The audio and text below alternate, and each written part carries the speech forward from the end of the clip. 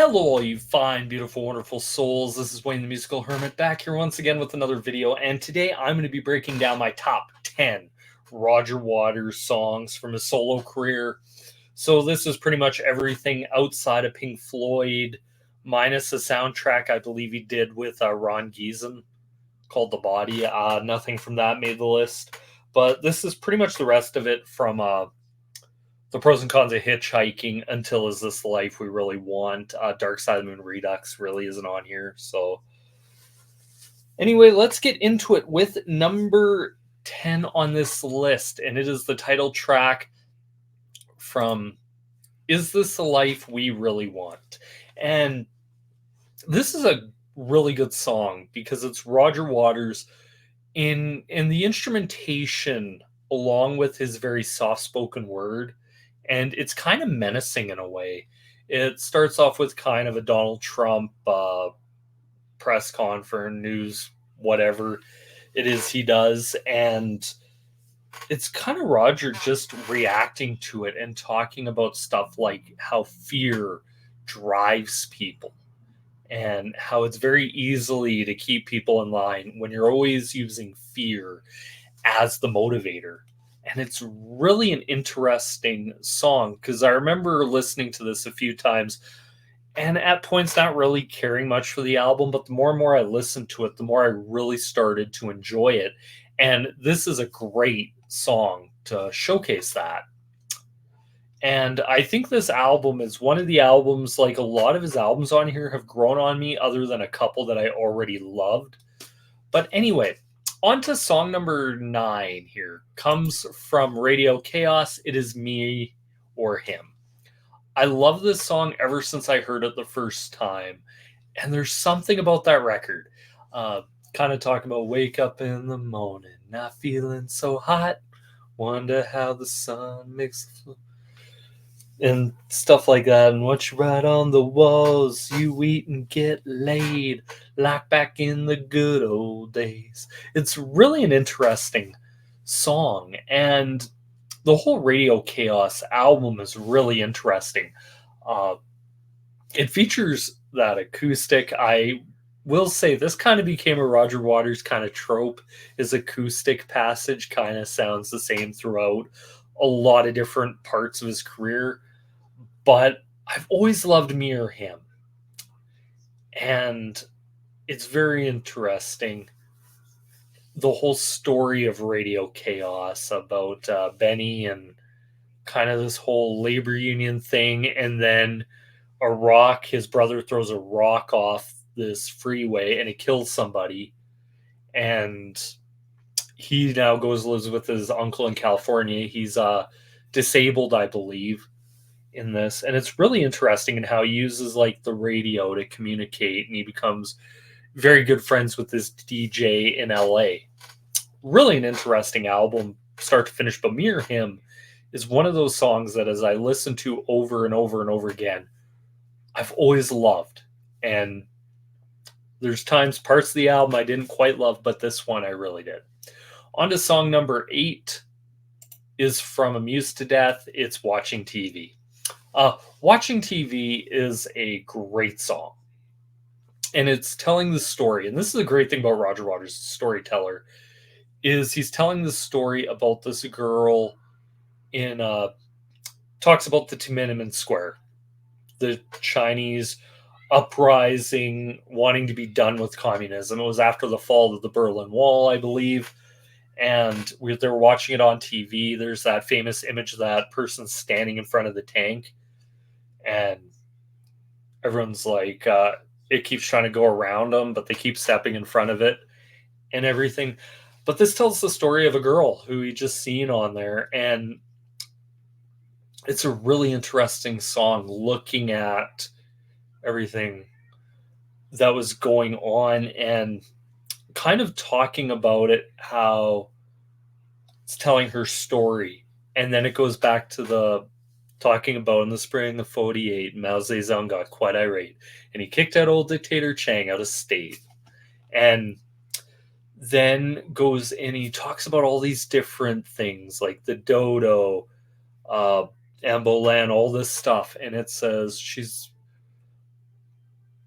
symbolic of our failure. She's the one in 50 million who could help us to be free because she died on TV. It's really a sad song. Uh, Talks about how she was just a pastry chef. Her father was an engineer. Really beautiful song. Like Amused to Death is a great record, great album. This is one of those great songs from it. Song number 7 for me is from, actually, it is from a soundtrack, but I figured it's a song that I've always loved, and I'm like, you know what, I have to include it on this. Folded Flags from When the Blue Wind Blows. Fantastic song. Rock-a-bye, babe, on the treetop. When the wind blows, the cradle will rock. It just has a great melody to it. And listening to Folded Flags, I listened to this, Mirror Him, uh, The Pros and Cons of Hitchhiking, Radio Chaos. It was all very quick. Like, it was all within pretty much a month. I remember when I moved out of the house, got YouTube and just started listening to Roger Waters stuff because I always liked his work in Pink Floyd. And this was one of those songs that I discovered it just before I moved out of the house, and I listened to it over and over and over again. And it's one of the most beautiful Roger Waters ballady songs. Just gorgeous. Song number 6 on this comes from Amused to Death. I believe it's Jeff Beck on guitar. It's What God Wants, God Gets. I love this. It's a great thing about talking about God, and whatever God wants, he's going to get. God wants famine, God wants war. Oh man, just all these different things he's talking about. There's just something absolutely beautiful about this song, and yet haunting when you're thinking about God in this way. What God wants, God gets. Very simple concept. You can go through all these things. God wants murder, God wants death, God wants this and that. It just works as a song, and it's really good. I love this song a lot. Uh Took a little bit of time for me to get into it. Like, I like the first part. I'm gonna throw this in as all 3 parts, actually, now that I think about it.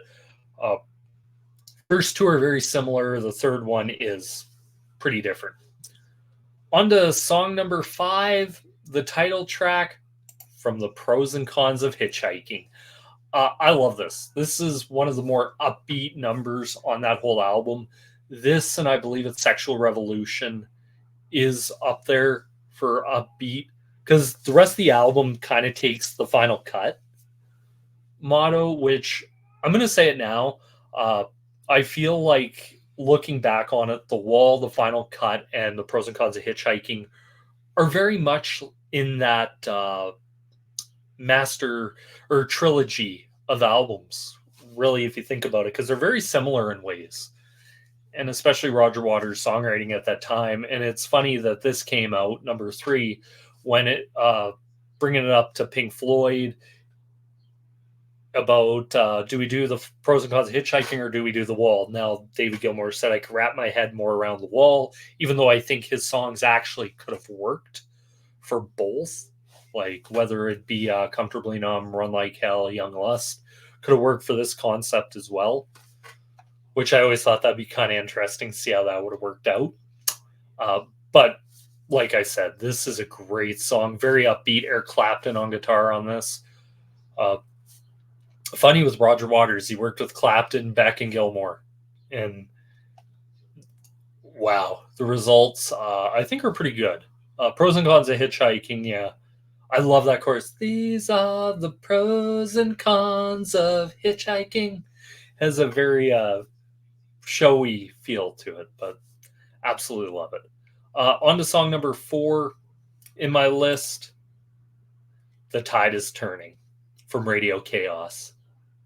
Love this. Ooh, the tide is turning.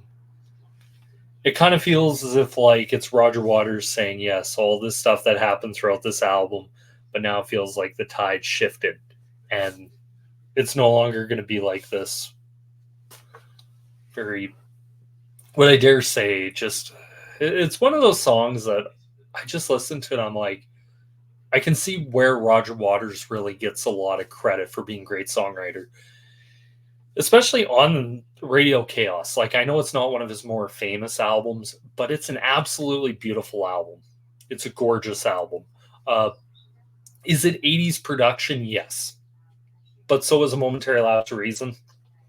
And I like A Momentary Lapse of Reason. It goes back to what my dad always told me: if a song's good, a song's good. And this song is, let's face it, good. On to song number 3 on my list. Once again, from the pros and cons of hitchhiking, Every Stranger's Eyes. Just an absolutely beautiful song. Kind of talks about everyone from every walk of life and kind of everyone he's ever met. It's really an interesting take on a song. I remember listening to this and being like, that's interesting.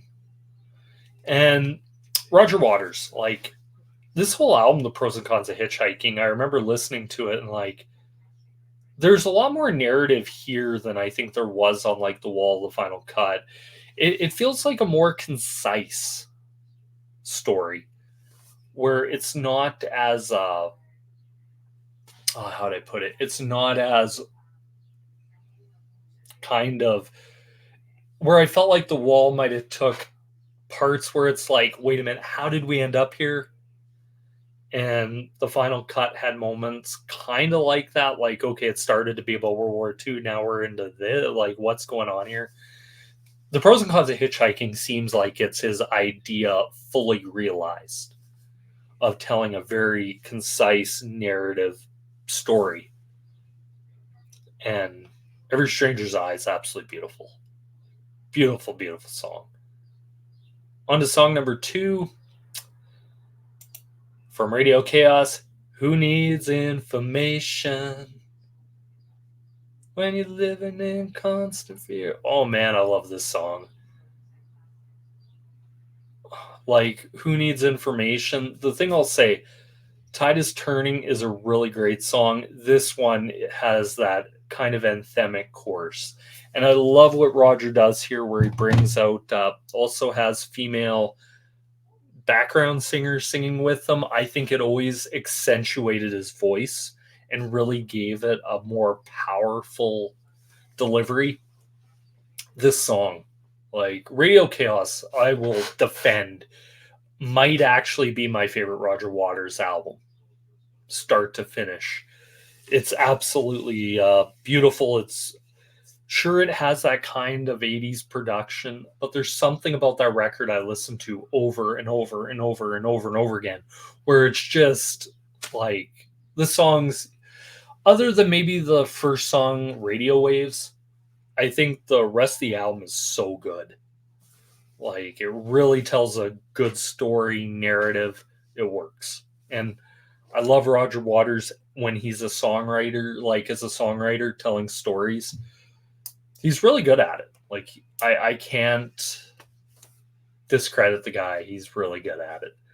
And on to song number 1 from this, my number 1. And I think it might be a few people's number 1. I'm not sure. But this is mine. The Bravery of Being Out of Range from Amused to Death. This is Roger Waters going after the military, after governments, after everybody. And I don't know if this is true, but I believe this is his response to kind of the Gulf War that happened around this time. And just saying, like, it's easy to do all this. It's easy to order all this stuff when you're not there. It's, oh man, I love the use, like the Hammond organ, I believe, is in here. The guitar playing on it is amazing. Like, it's really good. It hits. It's very simple, but it just works. And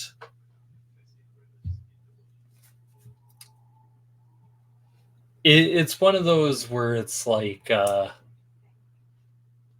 There's the chorus there. Does it remind you of sex, old man? What the hell are you gonna kill next? Old timer, who are you gonna kill next? And talking about kind of the bravery of being out of range when you're not there. I think this song actually could also very much apply today with drones, the use of drones in warfare. And it's easy to order like all this stuff, but it's really the dichotomy of this, like sending people off to do stuff when you're not going to go there and do it. Like, I kind of believe this song is like one of my this is my favorite Roger Waters song. Always has been. First time I heard it, I love that riff and his lyrics to it, so poignant. I feel this is where Roger was really on his game. It's a shame after this album he really did nothing recording wise until about '06 when he did that soundtrack for the last Mimsy, I believe it was. He did Hello, I Love You, which was kind of eh. And listening to it, and I always felt that like it's one of these things with Pink Floyd where yeah, Gilmore and Waters are never going to get back together. They're never going to record. They're never going to do anything. But you listen to stuff like that, and you're like, you could use each other at times, and I think there is something to be said for that. Oh, it's kind of a shame that, like I said, Roger didn't do much after this. Like one album, Is This the Life We Really Want? I kind of felt like right around the I think he even wrote a couple songs here and there, but for the most part, it's like I would have really liked to have seen what he would have done kind of in the late 90s, early 2000s, especially in post 9/11. Would have been really interesting to see Roger Waters' take on that and what he could have come up with. But hey, that's my thoughts and opinions. I'd love to know what you guys think. Sorry the video is so long. I'm still working through this, how I'm going to do these, but I'm going to try and keep them somewhat shorter than this. But anyway, that's my thoughts, opinions. Like I said, thank you guys so much for watching. This is me here once again, signing out. Peace.